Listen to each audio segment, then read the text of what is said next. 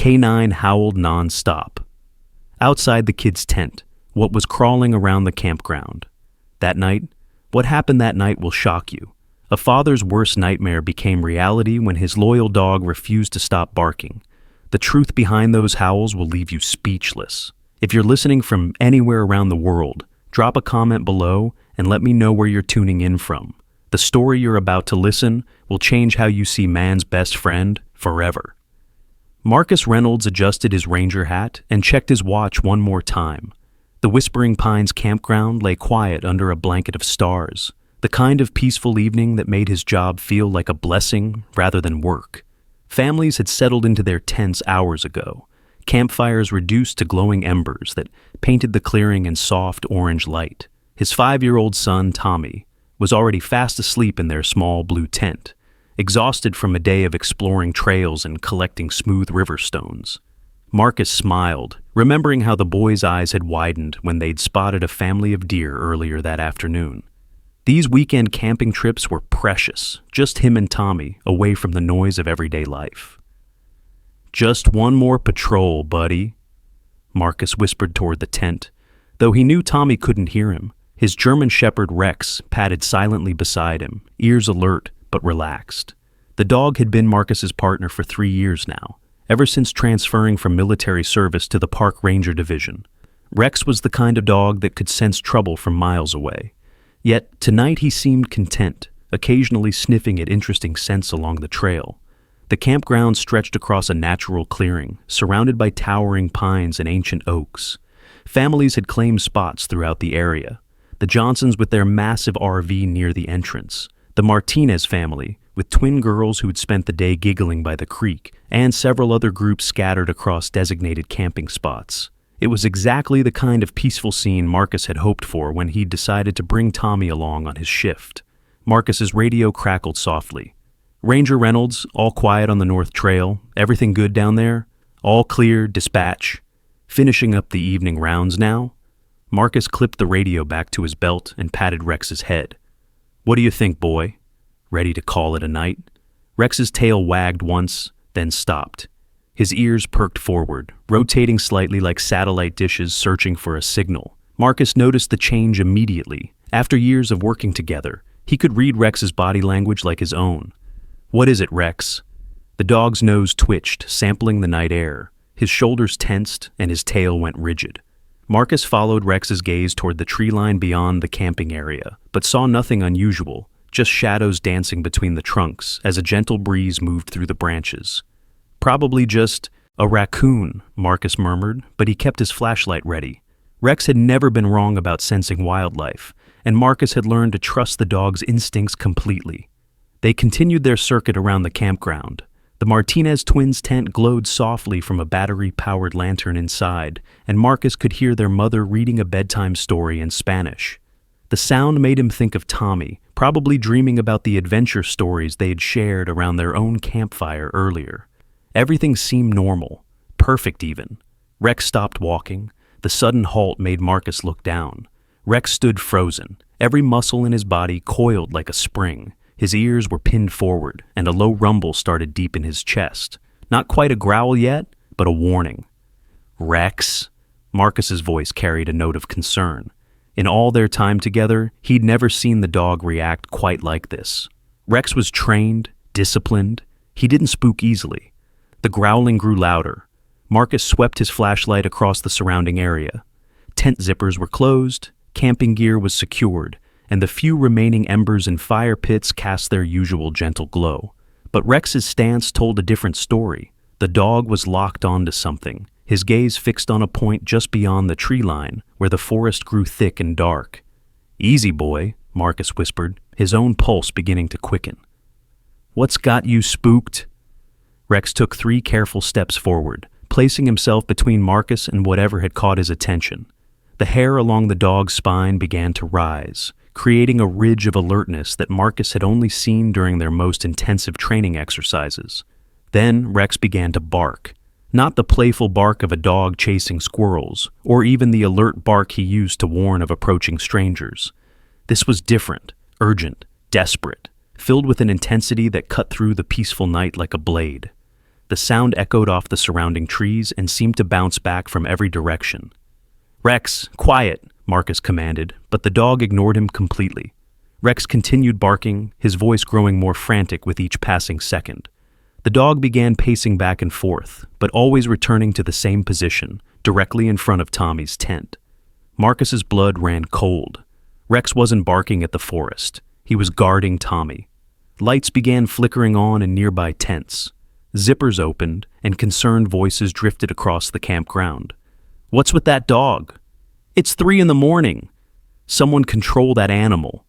Marcus felt heat rise in his cheeks. As a ranger, he was supposed to maintain order and quiet in the campground. But something was wrong, deeply wrong. Rex didn't behave this way without reason. "Rex, down!" Marcus tried again, using his most authoritative voice. Rex glanced at him for just a moment, whined once, then resumed barking with even greater intensity. The dog's gaze remained fixed on the darkness beyond the trees, but his body stayed positioned protectively in front of Tommy's tent. Marcus unclipped his radio. "Dispatch, this is Reynolds. I need backup at Whispering Pines. My K9 is acting unusual, and I want to check it out." "Copy that, Reynolds." What kind of unusual? Marcus watched Rex, who was now alternating between sharp barks and low whines. "He's guarding my son's tent like his life depends on it. Won't respond to commands. Something's got him spooked, and in 3 years of working together, I've never seen him like this.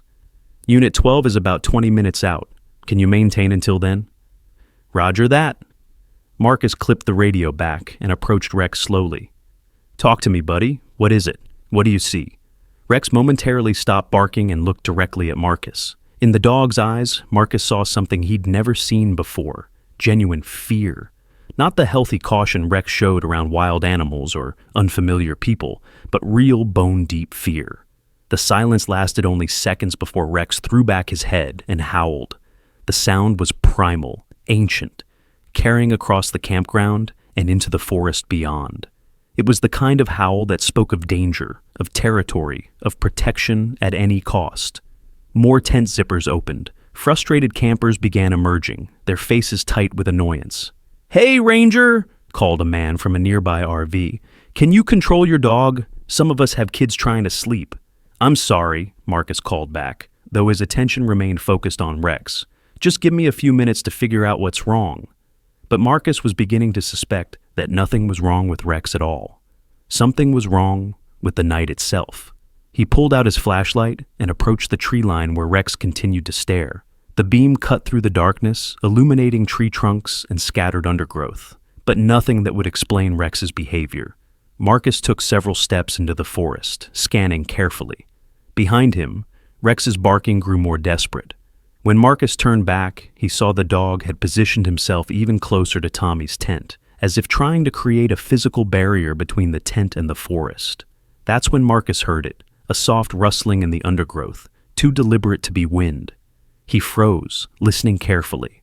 The sound came again, closer this time. Something was moving through the trees, trying to stay hidden, but not quite succeeding. Marcus's training kicked in. He drew his service weapon, but kept it lowered, thumb on the safety. "This is Park Ranger Reynolds. If someone's out there, identify yourself." Silence. Rex continued barking, but now he was also scratching at the ground in front of Tommy's tent, as if trying to dig. His claws scraped against the packed earth, and his whines grew more urgent between barks. Marcus felt his heart hammering against his ribs. Whatever was happening, Rex was convinced that Tommy was in immediate danger, and Marcus had learned long ago to trust his partners. Instincts over his own confusion, he moved back toward the tent, keeping his flashlight trained on the forest edge. "Tommy?" he called softly. "Tommy, are you okay in there?" No response. Tommy was a heavy sleeper, especially after a full day outdoors. But Marcus needed to know his son was safe. Rex suddenly bolted toward the tree line, barking with renewed fury. He stopped about 10 feet from the forest edge and began pawing at the ground, alternating between digging and barking. The desperation in his voice was unmistakable now. Marcus approached the spot where Rex was digging. The ground here was softer than the rest of the campground, as if it had been disturbed recently. Rex's claws had already scraped away several inches of loose soil and pine needles. "What is it, boy?" "What did you find?" Rex looked up at Marcus, whined once, then returned to digging with even greater intensity. His paws worked frantically, throwing dirt and debris behind him. Within moments, he'd created a small hole about 6 inches deep. Marcus knelt down and aimed his flashlight into the hole. At the bottom, partially covered by remaining soil, he could see something that made his blood freeze. Fabric, blue fabric with small white stars, the pattern of a child's pajama top. Marcus's hands shook as he used his fingers to carefully brush away more dirt. The fabric was definitely from children's clothing, but it was torn and dirty, as if it had been buried hastily. Rex continued digging beside him, uncovering more scraps of cloth. "Jesus," Marcus whispered, his mind racing. Whose clothes were these? How long had they been buried here? And why was Rex so convinced they were connected to Tommy? A branch snapped in the forest behind them. Both Marcus and Rex spun toward the sound, Rex's barking reaching a fever pitch. But when Marcus swept his flashlight across the trees, he saw nothing. That's when he realized the most terrifying thing of all. Rex wasn't just protecting Tommy from something in the forest. He was protecting Tommy from something that was already here. Something that had been here all along, waiting and watching from the shadows. Something that had buried children's clothing in the soft earth at the edge of their peaceful campground. Marcus's radio crackled. "Reynolds, this is Unit 12. ETA 15 minutes. Status report." Marcus looked at Rex, who had returned to his protective position in front of Tommy's tent, still barking, but now with a different quality urgent warning, mixed with desperate plea. "Unit 12, Marcus replied, his voice steady despite the fear coursing through his veins. "Make that priority 1. I've got a situation here that's about to get a lot worse." As if in response to his words, Rex suddenly stopped barking and froze. His ears rotated toward Tommy's tent, and a whine escaped his throat. Not the warning whine he'd been making, but something else entirely. Fear. Pure, undiluted fear. Marcus immediately understood why. From inside Tommy's tent came the sound of movement, but not the restless shifting of a sleeping child. Someone else was in there with his son. Marcus's blood turned to ice water in his veins. Every instinct screamed at him to rush toward the tent, but his training held him back. If someone was inside with Tommy, a sudden approach could make things infinitely worse. Rex sensed the change in Marcus's energy and stopped barking completely, instead dropping into a low crouch, muscles coiled and ready to spring. The movement inside the tent continued, careful, deliberate sounds that definitely weren't coming from a 5-year-old boy. Marcus could hear the soft scraping of fabric against fabric, as if someone was trying to move without making noise but failing. Marcus drew his weapon fully now, keeping it pointed toward the ground but ready. His finger found the safety and clicked it off. The small sound seemed impossibly loud in the sudden quiet of the night. "Tommy," Marcus called softly, his voice carefully controlled. "Tommy, can you hear Daddy?" The movement inside the tent stopped completely. Even Rex seemed to hold his breath, ears forward and every muscle tense. The silence stretched on for what felt like hours, but was probably only seconds. Then came the sound that would haunt Marcus for the rest of his life. Tommy's voice, but wrong somehow. Sleepy and confused, but with an undertone of fear that no 5-year-old should ever have to experience. "Daddy, there's someone in here with me." The words were barely a whisper, but they hit Marcus like a physical blow. Rex let out a low whine and crept closer to the tent, his belly nearly touching the ground. The dog's eyes never left the tent's entrance, and Marcus could see the barely contained violence in Rex's posture. "Tommy, I need you to listen very carefully," Marcus said, keeping his voice calm and steady despite the terror clawing at his chest. "I need you to stay very still and very quiet. Can you do that for me?" "Yes, Daddy."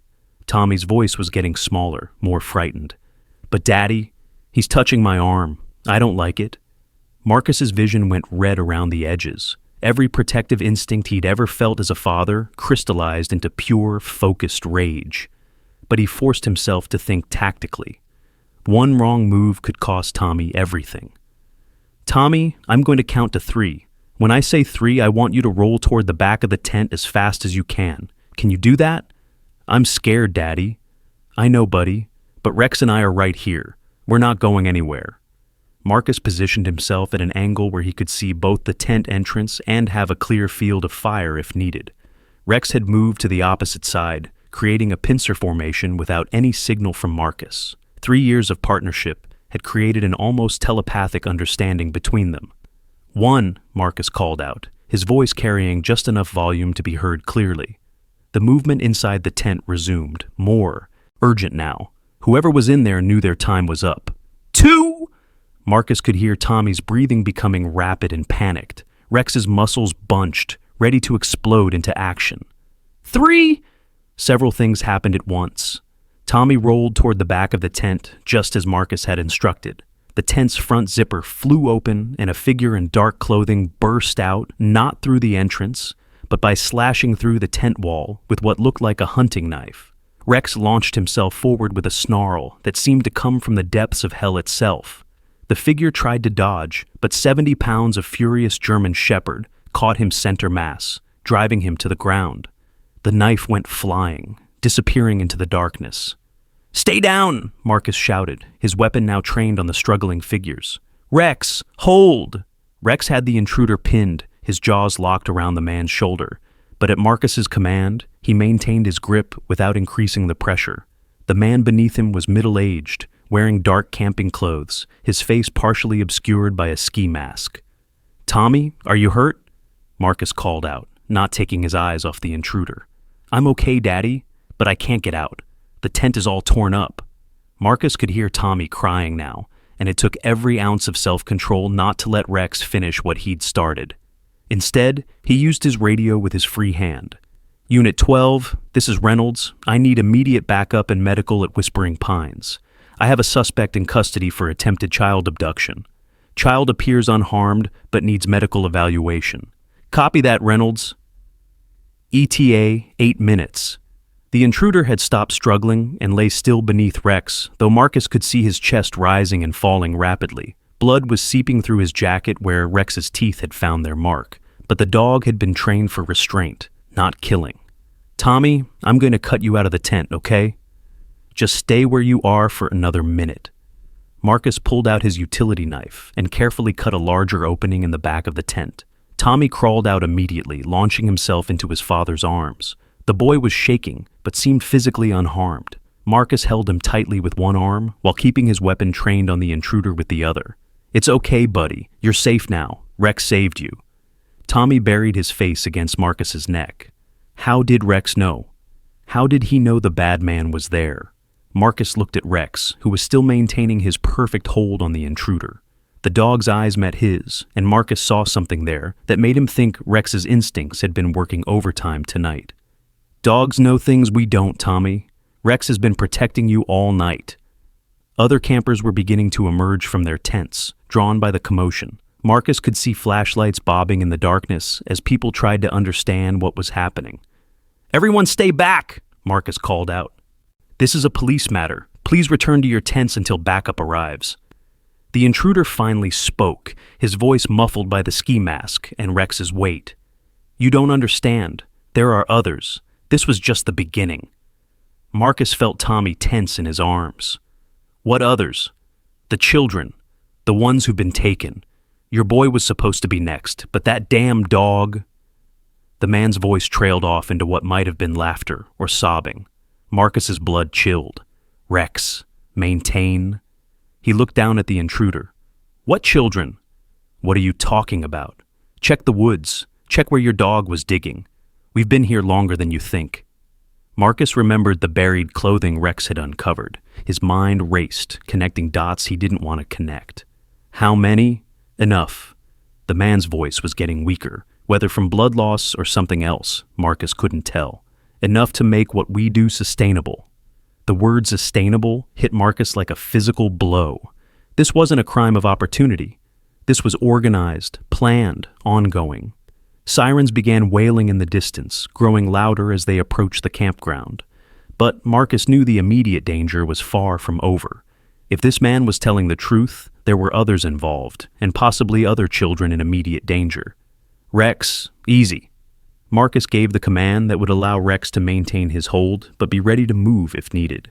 "Tommy, I need you to go sit by that tree over there. Don't move until I come get you." "I don't want to leave you, Daddy." "I know, buddy, but I need to help Rex right now. Can you be my brave boy?"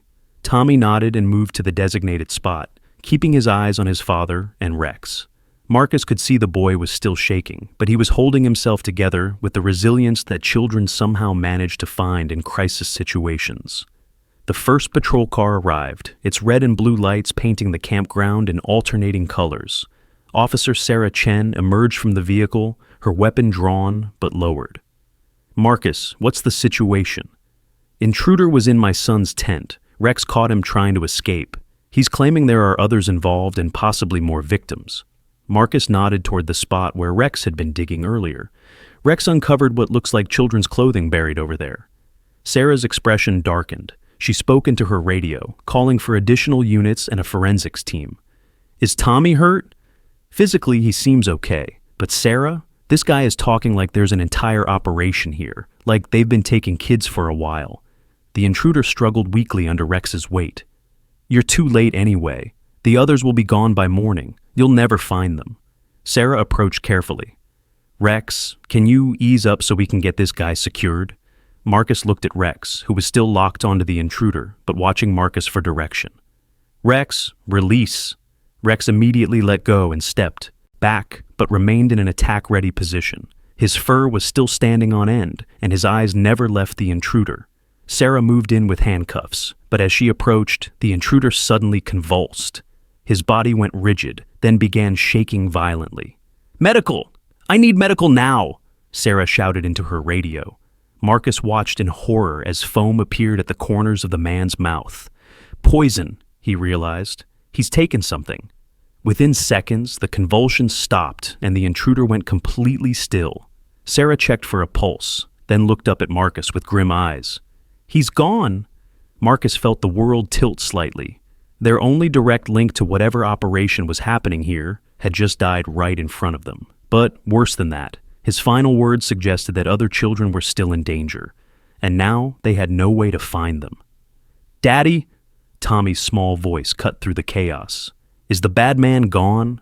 Marcus looked at his son, then at Rex, who was now sitting calmly, but still alert. The dog's actions tonight had saved Tommy's life, but Marcus was beginning to realize that the danger was far from over. More vehicles were arriving, patrol cars, an ambulance, and what looked like a forensics van.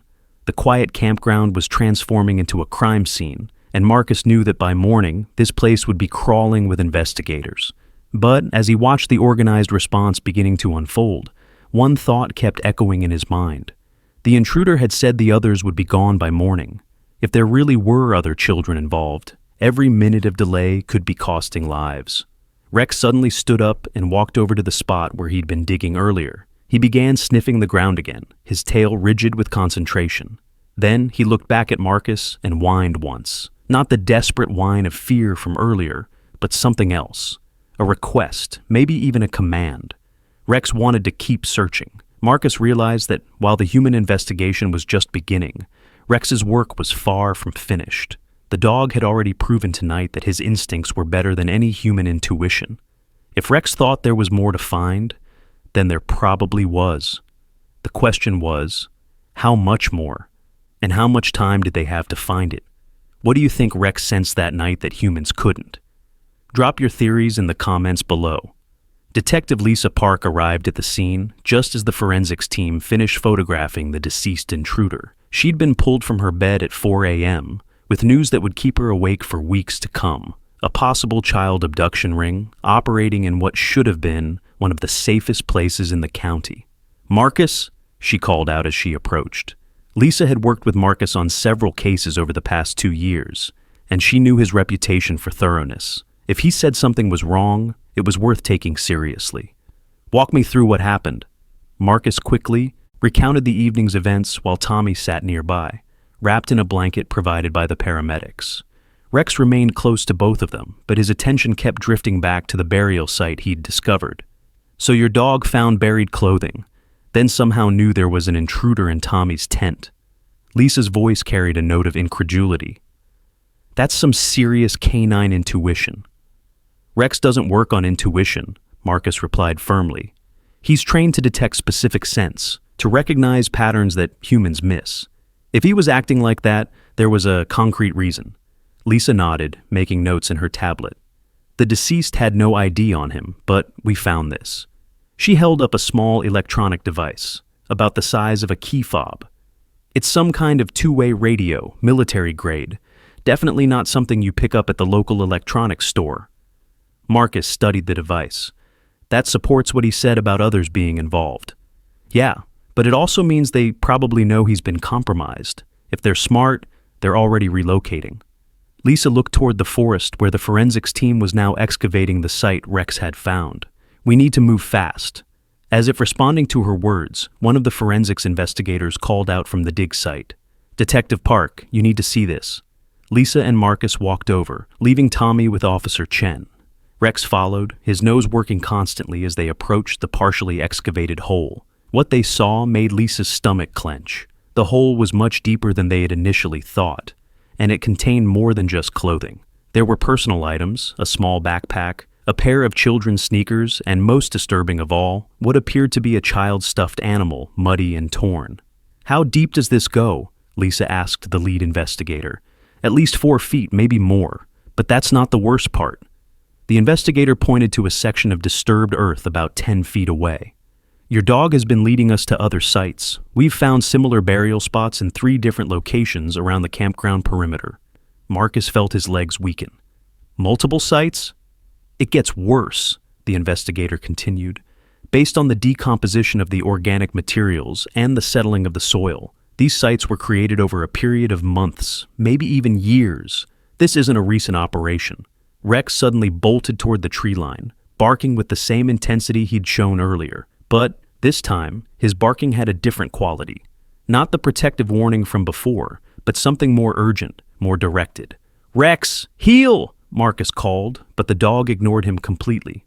Rex stopped about 20 yards into the forest and began digging frantically at the base of a large oak tree. Jesus, Lisa muttered. How many more sites are there? They followed Rex into the forest, flashlights cutting through the pre-dawn darkness. The dog had already uncovered several inches of loose soil and was showing no signs of stopping. His paws worked with mechanical precision, throwing dirt and debris behind him.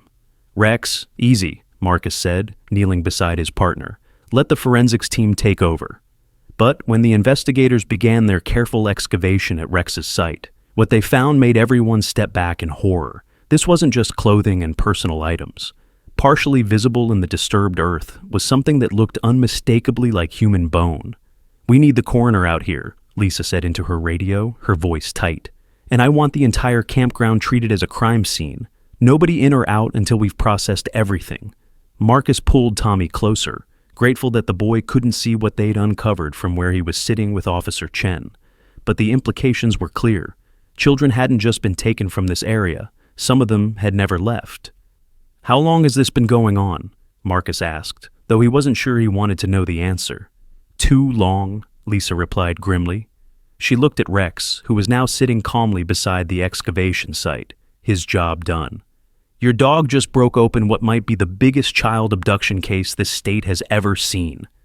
Rex's ears suddenly perked up, and he looked deeper into the forest. His body language shifted again, not the aggressive alertness from earlier, but something more curious, almost puzzled. He's tracking something else, Marcus realized. Rex, what is it? The dog stood and walked several yards deeper into the trees, then stopped and looked back at Marcus expectantly. When Marcus didn't immediately follow, Rex barked once, a short, sharp sound that clearly meant, come here. Detective, I think Rex wants to show us something else. Lisa looked at the growing crime scene, then at the dog who had already provided more leads in one night than most investigations produced in weeks. Lead the way. They followed Rex deeper into the forest, the sounds of the crime scene processing growing fainter behind them. The dog moved with purpose now, stopping occasionally to sniff the air or adjust his direction, but always moving forward with clear intent.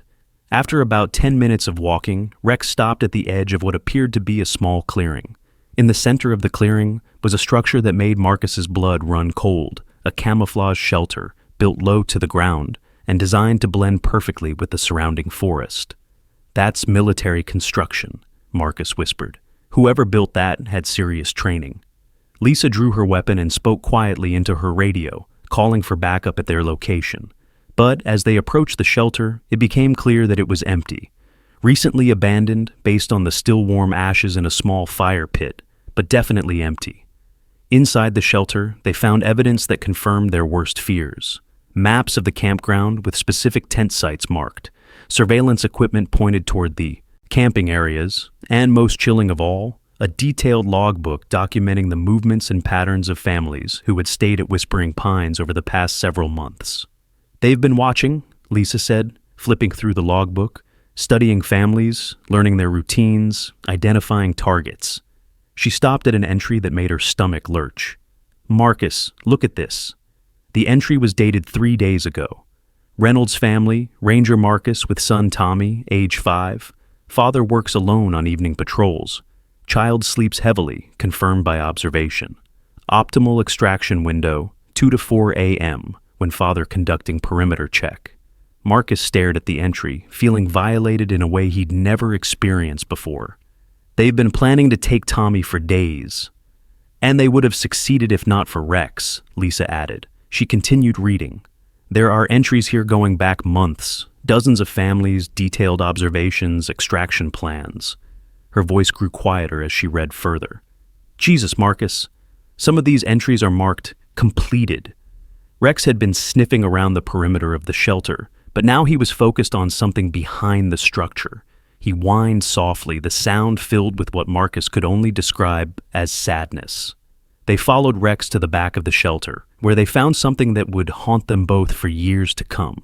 Hidden under a camouflage tarp was a collection of items that could only be described as trophies, children's toys, pieces of clothing, small personal items that any parent would recognize as the treasured possessions of a young child. But Rex wasn't focused on the trophy collection. He was staring at something else, a series of wooden posts driven into the ground in a rough circle, connected by chains. The purpose was unmistakable. They kept children here, Lisa said, her voice barely above a whisper. This was a holding area. Marcus felt rage building in his chest like a physical pressure. These weren't just criminals. They were monsters who had turned the peaceful campground into a hunting ground, targeting the most innocent victims imaginable. Rex moved to one of the posts and sniffed carefully, then looked back at Marcus and whined. The dog's behavior was different now, not alerting to immediate danger, but something more complex, almost like grief. "What is it, boy?" Marcus knelt beside Rex, following the dog's gaze to the base of the post. Carved into the wood, barely visible in the dim light, were small scratches that looked deliberate. When Marcus looked closer, he realized what they were. Tally marks. Dozens of them, carved by small fingers keeping track of days or weeks or months of captivity. "We need to process this entire area," Lisa said, her professional composure cracking slightly. "And we need to find out how many children we're talking about. The logbook might have names, but we need to cross-reference with missing persons reports from multiple states." Marcus stood, his mind racing.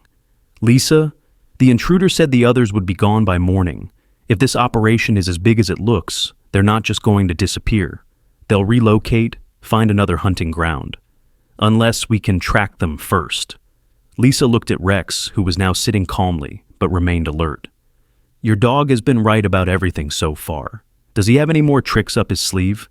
As if responding to her question, Rex suddenly stood and walked to the edge of the clearing. He sniffed the ground carefully, then began following what appeared to be a trail leading away from the shelter. After about 20 feet, he stopped and looked back at them, his message clear. "He's tracking an escape route," Marcus realized. "Rex, are you telling us which way they went?" Rex barked once, a sound Marcus had learned to interpret as yes during their years of partnership. The dog's nose was working constantly now, processing scents that were invisible to human senses, but apparently clear as highway signs to his enhanced perception. Lisa spoke into her radio again. "I need helicopter support with thermal imaging over the Whispering Pines area. We have a potential escape route to follow, and time is critical." As they prepared to follow Rex's trail, Marcus couldn't help but think about how different this night could have ended. Without Rex's inexplicable ability to sense danger, Tommy would have simply disappeared, becoming another entry in that horrific logbook. The thought made him physically ill. But Rex had done more than just save Tommy. The dog had uncovered what appeared to be a sophisticated child trafficking operation that had been operating undetected for months or possibly years. How many families had suffered losses that could have been prevented if someone had listened to the warnings that only a dog could provide? "Ready?" Lisa asked, checking her equipment one more time. Marcus looked at Rex, who was waiting patiently at the head of the trail, then back toward the campground where Tommy was safe with Officer Chen.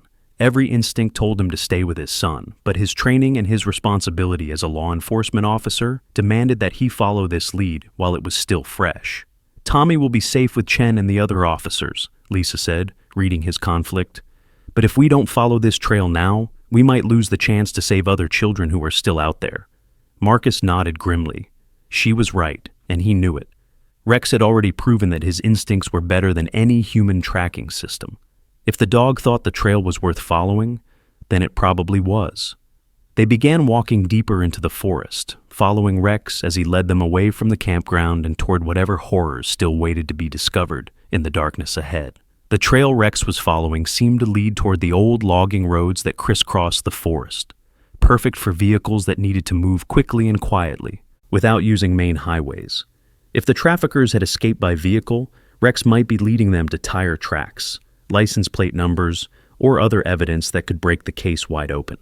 But as they walked, Marcus couldn't shake the feeling that they were still missing something important. The operation they'd uncovered was too sophisticated, too well planned to be the work of just a few people. The intruder's final words kept echoing in his mind, "You'll never find them." What if he was right? What if this trail led to nothing but more questions, while other children remained trapped somewhere else, waiting for rescue that might never come? Rex suddenly stopped and growled low in his throat, his body tensing.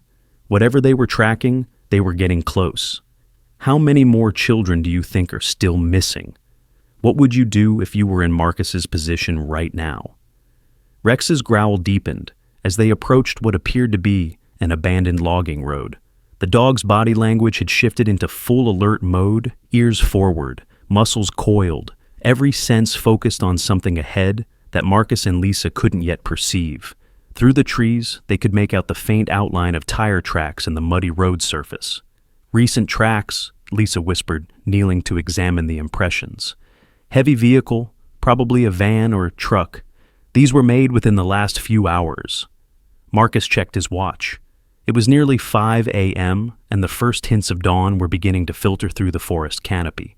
If the traffickers had fled during the chaos at the campground, they had had at least an hour head start. But Rex's behavior suggested they might still be close. The dog suddenly bolted forward, following the tire tracks with his nose close to the ground. His pace was urgent but controlled. Not the desperate panic from earlier, but the focused determination of a professional tracker who had found a hot trail. "Rex, slow down," Marcus called, but the dog barely acknowledged him. Rex had locked onto something, and Marcus had learned to trust that focus completely. They followed the logging road for almost a mile, the tire tracks becoming clearer in the soft earth. Lisa was photographing the impressions with her phone while trying to keep up with Rex's pace. The tracks showed signs of multiple vehicles, at least 3 different tread patterns, suggesting this wasn't just one person fleeing the scene. Rex stopped abruptly at a point where the logging road intersected with another trail. He sniffed the ground carefully, then looked up at Marcus and whined. The dog's confusion was obvious. The trail split in multiple directions, and even his enhanced senses were having trouble determining which path to follow. "Multiple escape routes," Lisa observed. These guys knew what they were doing. Marcus knelt beside Rex, studying the intersection. "Which way, boy? What do you think?" Rex walked to each of the 3 possible paths, sniffing carefully at the ground where the vehicles had passed. At the second path, his body language changed dramatically. The hair on his neck stood up, and he backed away from the tire tracks as if they carried some kind of danger. "He doesn't like that trail," Marcus said. "Rex, what is it?" Before Rex could respond, Lisa's radio crackled to life. "Detective Park, this is Helicopter Unit 7. We've got thermal signatures about 2 miles northeast of your position. Looks like vehicles and possibly people." Lisa grabbed her radio. "How many people?" "Hard to tell from this altitude, but we're seeing heat signatures consistent with at least 4 adults and what might be smaller figures. Could be children." Marcus felt his heart rate spike. "Rex, northeast. Show me northeast." Rex immediately perked up and headed toward the trail he'd been avoiding, the one that had made him nervous. Now Marcus understood why. The dog had been sensing something dangerous ahead, not something to avoid, but something that needed to be confronted. They began moving quickly along the trail, with Lisa coordinating air support through her radio. The helicopter's thermal imaging was providing real-time updates on the targets ahead, but Marcus knew that if there really were children involved, they needed to approach carefully. Cornered traffickers might do desperate things. "Helicopter Unit 7, I need you to maintain distance and observe only," Lisa instructed. "Do not spook the targets until we can get ground units in position." "Copy that, Detective." "Be advised, the targets appear to be loading something into vehicles. This might be a relocation in progress." Rex's pace increased, and Marcus could see the dog's training taking over completely. This was what Rex had been bred and trained for: tracking dangerous suspects, locating victims, providing tactical support in high-stress situations. The protective family dog from earlier had transformed into a highly trained law enforcement asset. After 20 minutes of fast hiking, they reached a ridge that overlooked a small clearing below. Through the trees, they could see exactly what the helicopter had reported: 3 vehicles arranged in a rough circle, with several adults moving quickly between them, loading equipment and supplies. And there, huddled near one of the vehicles, were 4 small figures that could only be children. "Jesus," Lisa breathed. "They're really there." Marcus used his binoculars to get a better look. The children appeared to be between the ages of 6 and 10, all sitting together under the watchful eye of one of the adults. Even from a distance, their posture spoke of fear and resignation, the body language of children who had learned not to resist. "How do we play this?" Marcus asked. If we spook them, they could use the kids as shields. Lisa was already coordinating through her radio. "I need ground units at the following coordinates immediately. We have visual confirmation of multiple suspects and at least 4 child victims. This is now a hostage situation." Rex had been watching the clearing intently, but now he turned to Marcus and whined softly. The dog's message was clear. He wanted to act, to help those children, but he was waiting for Marcus's command. "Not yet, boy," Marcus whispered. "We need backup first." One of the figures in the clearing suddenly looked up toward the ridge where they were hidden. Marcus cursed silently. They'd been spotted. The man pointed in their direction and began shouting orders to the others. "They've made us," Lisa said into her radio. "All units move in now. Repeat, all units move in now." The clearing below erupted into chaos. The traffickers began rushing toward the vehicles, and Marcus could see them pushing the children toward one of the vans. This was exactly the scenario they'd hoped to avoid. Rex was vibrating with barely contained energy, every muscle in his body coiled and ready to spring. The dog understood the situation as well as any human. Those children were in immediate danger, and waiting for backup might be too late. "Lisa, we can't wait," Marcus said. "They're going to take those kids and disappear. Backup is 3 minutes out. Those children don't have 3 minutes." Marcus looked at Rex, who was staring back at him with absolute focus. In the dog's eyes, Marcus saw complete trust and readiness. Rex was waiting for the word, ready to do whatever was necessary to protect those children, just as he'd protected Tommy. "Rex, ready?" The dog's entire body tensed. "Go get them." Rex launched himself down the ridge like a guided missile. The dog covered the distance to the clearing in seconds, his barking echoing through the forest and causing absolute pandemonium among the traffickers. Marcus followed as quickly as he could, with Lisa close behind. The effect of Rex's arrival was immediate and devastating. The traffickers had been prepared for police, for tactical teams, for helicopters, but they hadn't been prepared for 70 pounds of furious German shepherd appearing out of nowhere with the tactical precision of a military unit. Rex went straight for the man who was pushing the children toward the van. The dog's attack was controlled but terrifying.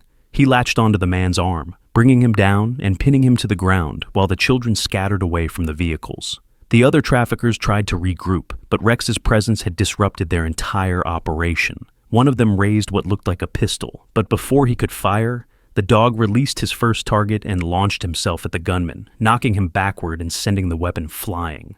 "Police! Everyone on the ground!" Lisa shouted as she reached the clearing, her weapon drawn. Marcus arrived seconds later, immediately moving toward the children who had clustered together near a large tree.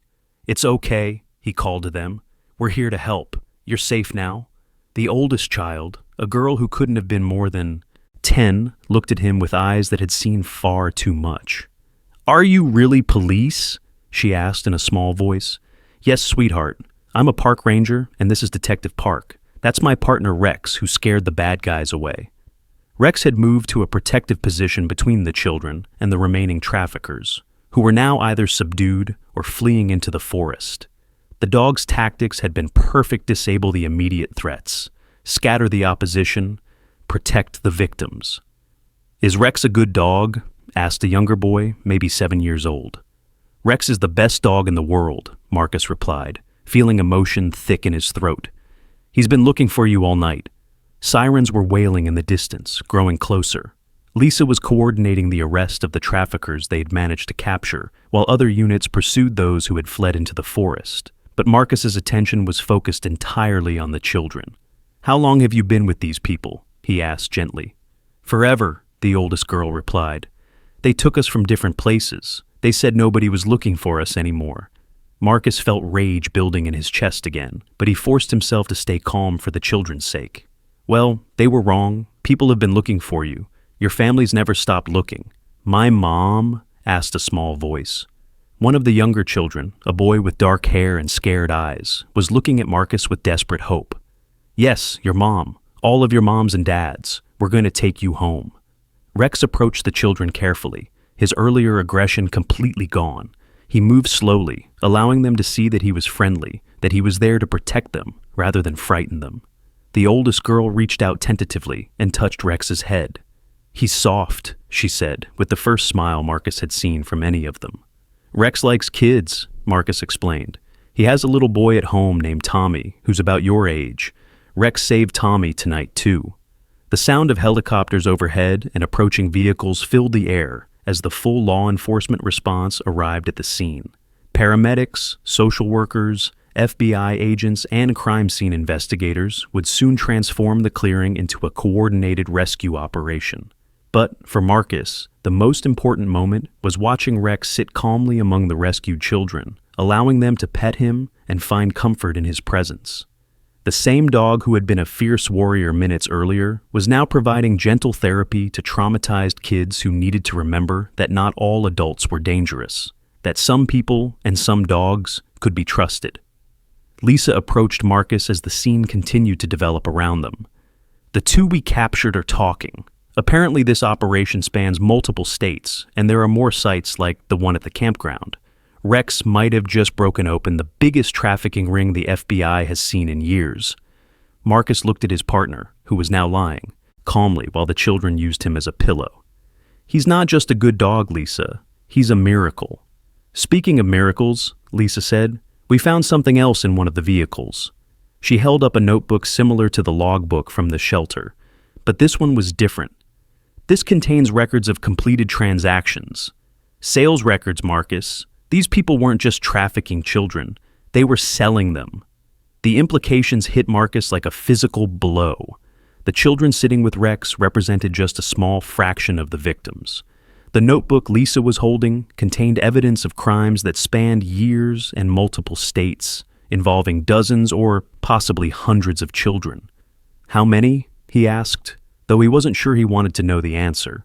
"We're still counting, but preliminary numbers suggest at least 50 children over the past 3 years. Different ages, different locations, but all following the same pattern we saw at Whispering Pines." Marcus knelt down beside Rex and the children. The dog looked up at him with calm, intelligent eyes that seemed to understand the magnitude of what they had accomplished together. Rex hadn't just saved Tommy. He'd saved these 4 children and potentially revealed the evidence needed to save many more. "Good boy, Rex," Marcus whispered, scratching behind the dog's ears. "Good boy." The oldest girl looked up at Marcus. "Will Rex come visit us? After we go home, I mean?" Marcus smiled, feeling tears he hadn't expected. "I think Rex would like that very much. I think he'd like to make sure you're all okay." As the sun began to rise over the forest, casting warm light across the clearing that had been the site of so much fear and violence, Marcus realized that this night had changed everything. Rex's inexplicable ability to sense danger had not only saved his own son, but had exposed a criminal operation that might have continued undetected for years. The children were safe now, surrounded by people whose job it was to protect them and help them heal. The traffickers were either in custody or being hunted by every law enforcement agency in the region, and Rex was calmly accepting the gratitude of 4 children who would forever associate German shepherds with rescue and safety rather than fear and danger. But Marcus knew this was just the beginning. The notebook in Lisa's hands contained evidence that would require months or years to fully investigate. There would be trials, testimonies, and the long process of rebuilding the lives that had been shattered by the trafficking ring. Most importantly, there would be the work of reuniting these children with families who had never stopped looking for them, families who had endured months or years of not knowing what had happened to their sons and daughters.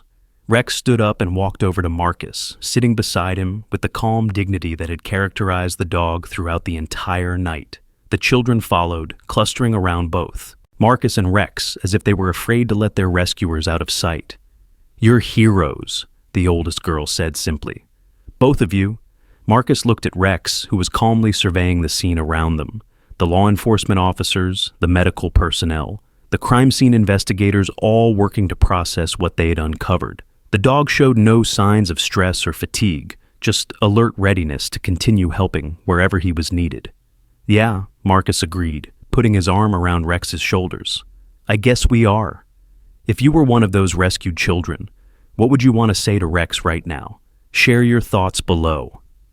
3 weeks later, Marcus stood in the hallway of St. Mary's Children's Hospital, watching through a window as Tommy played quietly with toy cars on his bed.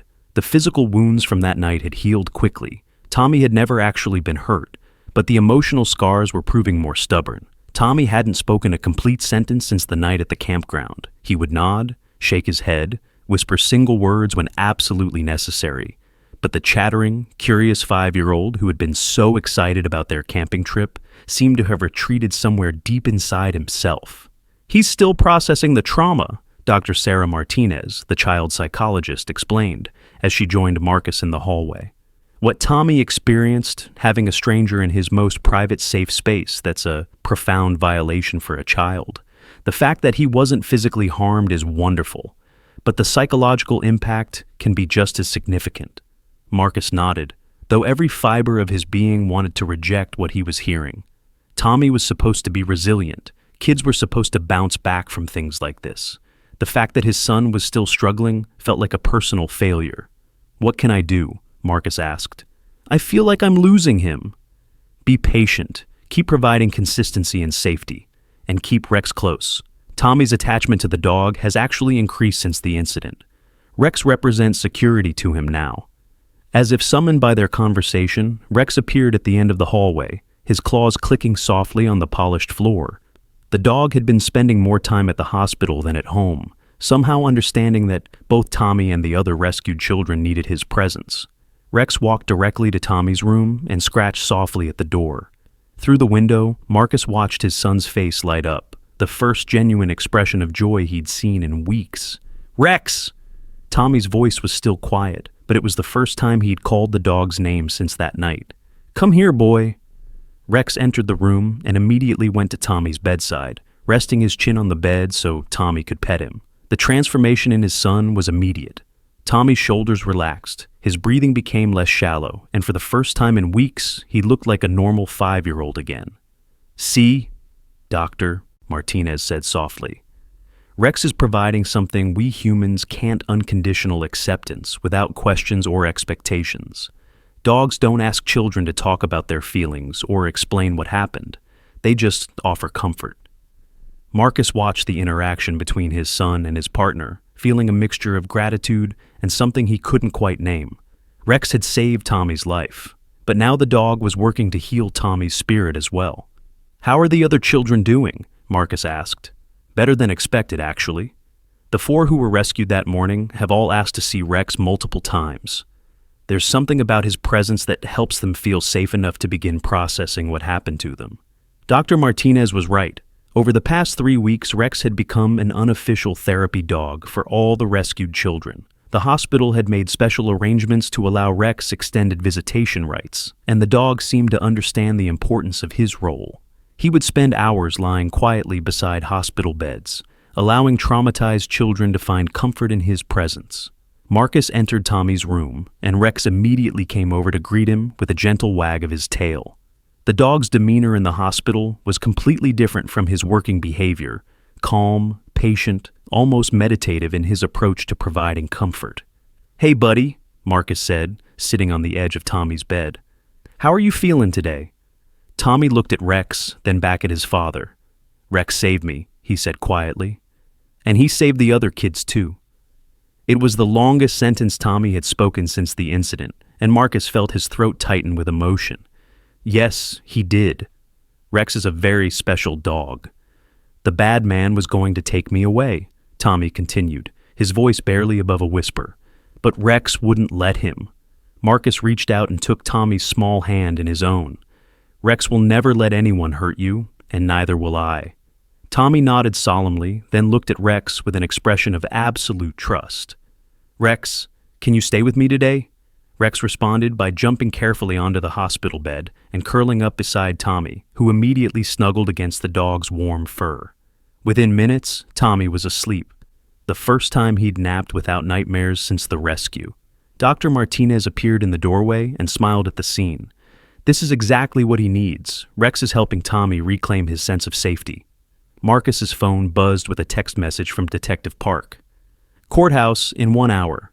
The Johnson case is starting." Marcus sighed. The legal proceedings were just beginning, and they would likely continue for months. The surviving traffickers were facing federal charges, and the evidence Rex had helped uncover was being used to build cases against criminal networks in multiple states. "I have to go to court," Marcus told Dr. Martinez. "The preliminary hearings are starting. How are you holding up with all of this?" Marcus looked at Tommy, peaceful for the first time in weeks, with Rex standing guard beside him. "I'm okay when I'm here. It's everything else that feels overwhelming." The truth was that Marcus had been struggling almost as much as Tommy. The investigation had revealed the full scope of the trafficking operation. Dozens of children over multiple years, all taken from campgrounds, parks, and other places where families should have felt safe. The knowledge that Tommy had come so close to becoming another victim was eating at Marcus from the inside. "Survivor's guilt is common in situations like this," Dr. Martinez said gently. "You saved your son and helped rescue other children, but the knowledge of how many victims you couldn't save can be overwhelming." Marcus nodded. She was right. Every night, he found himself thinking about the children who hadn't been rescued, the families who were still searching, the parents who would never get the closure he'd been given. At the courthouse, Marcus met Detective Park in the hallway outside the courtroom. Lisa looked as exhausted as Marcus felt. The past 3 weeks had been a non-stop investigation that had expanded far beyond what they'd initially imagined. "How's Tommy doing?" Lisa asked. "Better today. Rex is with him at the hospital, and it seems to help. That dog deserves a medal. Hell, that dog deserves his own statue." The preliminary hearing was a formality, but it was also Marcus's first time seeing the surviving traffickers since that night in the forest. The 2 men who had been captured sat at the defendant's table with their lawyers, looking nothing like the dangerous criminals he remembered. In daylight, wearing suits, they looked ordinary, which somehow made their crimes even more disturbing.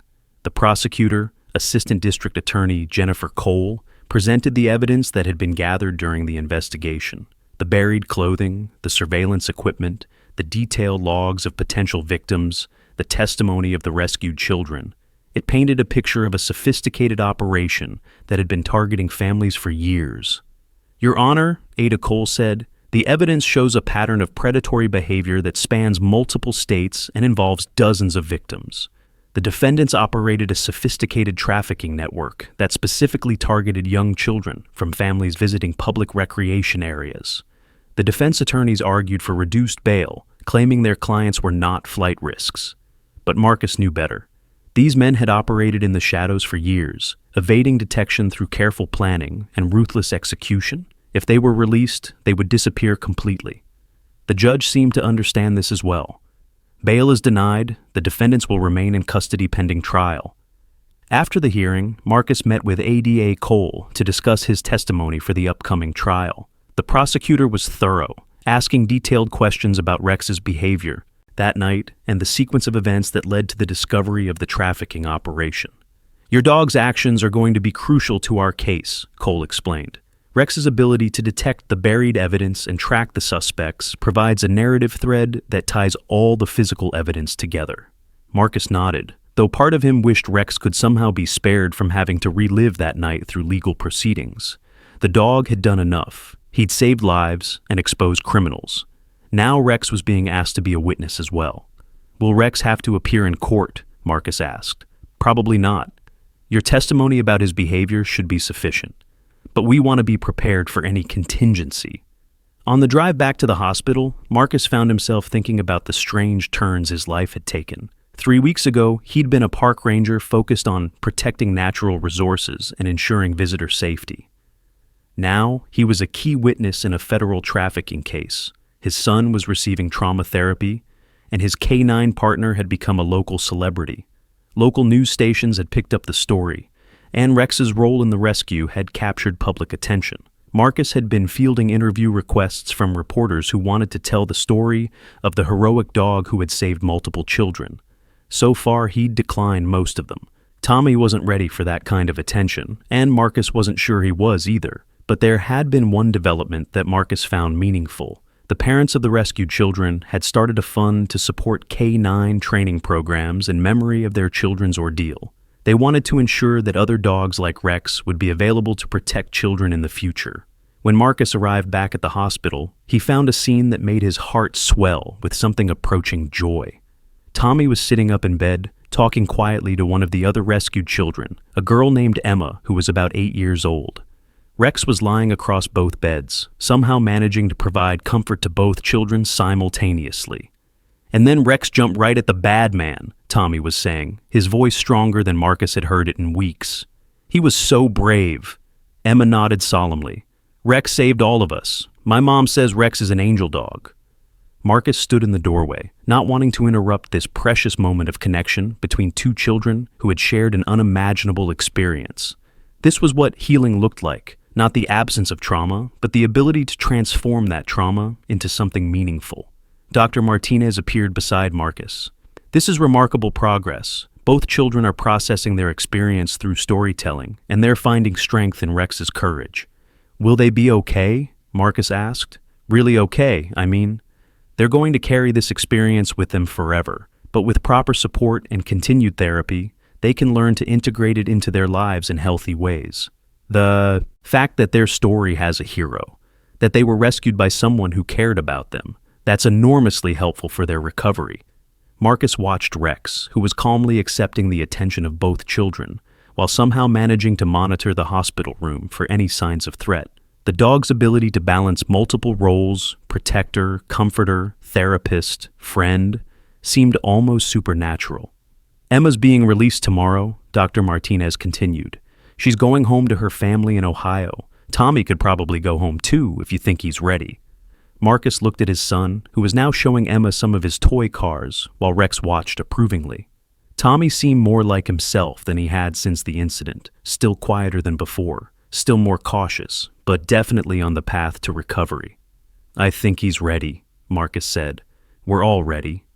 That evening, as the hospital began to quiet down for the night, Marcus sat beside Tommy's bed, while Rex lay stretched across the foot of the bed.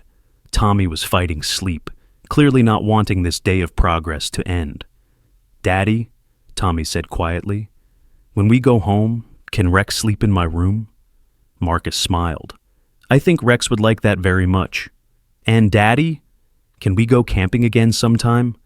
The question hit Marcus harder than he'd expected. The idea of returning to a campground, of putting Tommy in a tent again, of trusting that they would be safe, it seemed impossible. But then he looked at Rex, who had lifted his head at Tommy's question, and was looking at Marcus with calm, intelligent eyes. The dog's expression seemed to say, "We can do this. We can be safe because we'll be together." "Maybe," Marcus said finally. "When you're ready, and when Rex is with us, maybe we can try again." Tommy smiled, the first real smile Marcus had seen since that terrible night. "Rex will protect us." "Yes," Marcus agreed, reaching out to scratch Rex's ears. Rex will always protect us. As Tommy finally drifted off to sleep, Marcus realized that their ordeal had changed all of them in ways he was still discovering. Tommy would be more cautious, more aware of dangers that most 5-year-olds never have to consider. Marcus would never again take for granted the safety of places like campgrounds and parks. But Rex seemed unchanged by their experience, as if protecting children and facing down evil was simply what he'd been put on Earth to do. The dog's calm acceptance of his role as protector and healer was perhaps the most remarkable thing about this entire experience. What do you think it takes for a child to truly heal from trauma like this? Tell me your thoughts in the comments.